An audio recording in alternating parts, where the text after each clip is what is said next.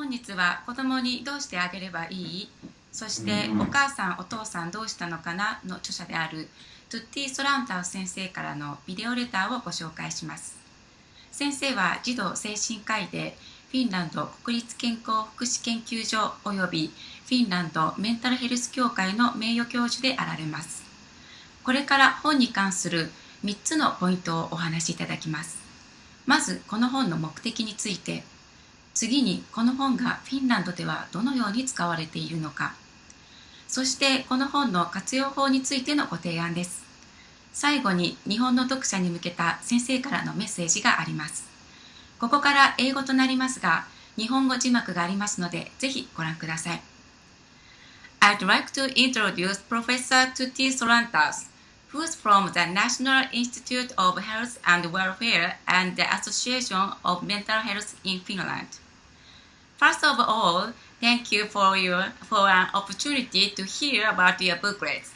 We also really appreciate the opportunity to hear from the person who had written the booklets. So I'd like to ask you to talk about the 3 points about the booklets. First, purpose of the booklets. Second, how the booklets have been used in Finland. And third, your renewed suggestions and your possibility of using the booklets. Okay, thank you very much for the opportunity to talk to the Japanese readers. I'm very honored that the booklets have been published in Japan, and also quite excited because it is a new country, and it is interesting to learn things from Japan also. All parents want the best for their children, but life can be precarious. There are issues from work stress to unemployment to falling ill to relationship problems which can interfere with the normal flow of life. And then especially mental health problems are often very difficult ones because we have a lot of stigma and prejudices concerning them. And therefore they're not very much talked about. And yet they're very common in families with children also. And we know that maybe 1/4, 1/3 of children live in families where parents have these problems.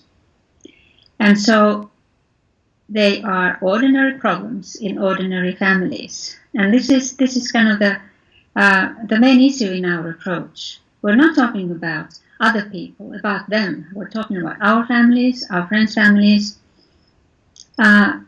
people who work with us, and so on. And the aim of the booklets is to help parents themselves to support their children together with their kids, using the booklet for adolescents and children. And so the main aim of the booklets is to help parents see that mental problems can be dealt with.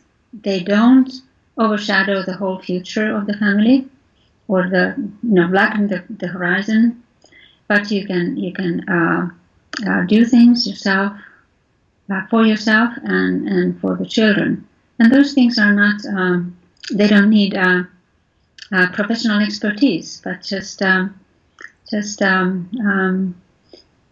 I think one thing that's has been very important to me is that parents say that I'm not able to be the parent I used to, which means that the parents are okay, but then the mental health problems interfere. And this interference is something that we try to help parents cope with and see that life can go on in the best possible way for them and for their children. So that is the main aim of the guidebooks. And what was the other question? It was the use of the guidebooks in Finland. They're of course written for parents, and I have received a lot of spontaneous contacts, letters, emails from parents saying how helpful it has been. And the aim, I mean, one of the contents of these letters is that I can manage. And the way I used to see my children has changed. I can see their strengths and like one parent said that I learned how wonderful my children are. And so that's a wonderful feedback. But then the other thing is, which was a surprise to me, that the adult psychiatric services, which don't usually, or did not usually, talk about parenting and children with their patients, have started to do so with the help of the booklets. The professionals say that now we know what to talk about, and we can read the booklets together with the parents, which is actually quite wonderful. And also in the therapy situations for adolescents, the adolescents book has been used to go through the life and get support when the adolescent's parents happen to have problems.